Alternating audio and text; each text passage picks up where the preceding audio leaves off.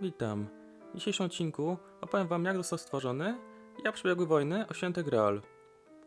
Wojna Świętego Graala została stworzona w jednym celu, aby otworzyć drogę do Akaszy. Akasha, nazwana też Ród, to fundament całego świata uniwersum Fate. Jest to miejsce, w którym znajduje się absolutna, niezmienna prawda o rzeczywistości.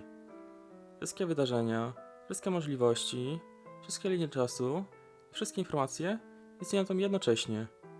Dla magów dotarcie do Akaszy jest najwyższym możliwym osiągnięciem, ponieważ daje dostęp do wiedzy, która wykracza poza ludzkie zrozumienie. 3 rodziny, Ainsburn, Tosaka i Mato, połączyły swoje umiejętności, aby stworzyć rytuał, który miał otworzyć tę drogę. Każda z rodzin posiada inną część wiedzy potrzebnej do zbudowania systemu.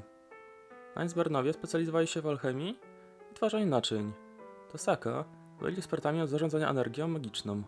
Mato zajmowali się manipulacją maną i zaklęciami pasożytycznymi. Po połączeniu wiedzy, system ten składa się z dwóch głównych elementów: większy Graal i mniejszy Graal. Większy Graal to właściwy Graal. Jest to ogromna magiczna konstrukcja, ukryta głęboko pod Fuyuki. Nie ma fizycznej formy, którą można zobaczyć. Jest to struktura zaklęć i magicznych obwodów, która działa jak reaktor. Większy Graal gromadzi energię wzdłuż serwantów, którzy giną podczas wojny. Dopiero po zebraniu odpowiedniej ilości energii, większy Graal może otworzyć drogę do Akaszy. Mniejszy Graal to naczynie, które przyjmuje energię z większego Graala i nadaje jej formę. Najczęściej jest nim homunculus, stworzony przez Ainsburnów, tak jak Ilia. Mniejszy Graal jest fizycznym obiektem, który pojawia się pod koniec wojny. Jego zadaniem jest połączenie się z większym Graalem i umożliwienie manifestacji Graala w świecie materialnym.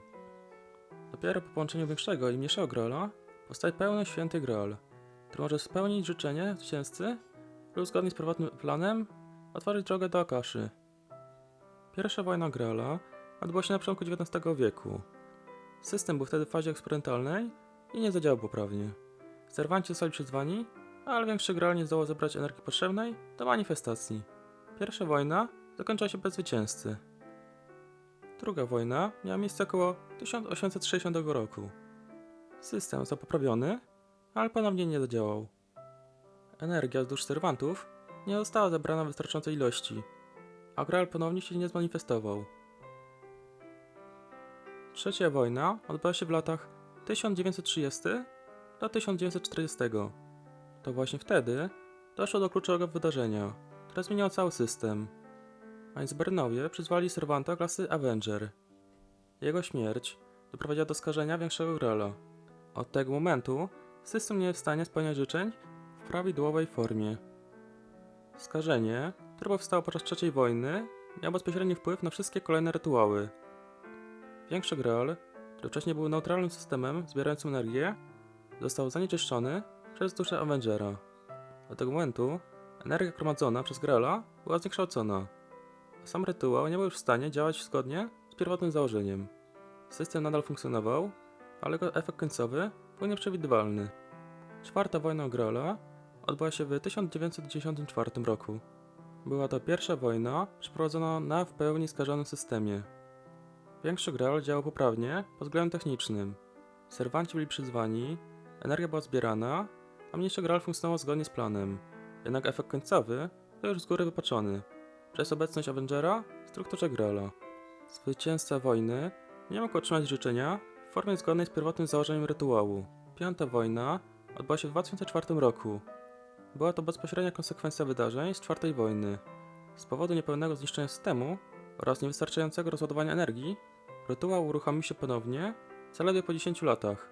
W normalnych warunkach wojny powinny odbywać się co 60 lat, ale skażenie doprowadziło do niestabilności systemu. Piąta wojna była więc efektem ubocznym uszkodzenia Graala.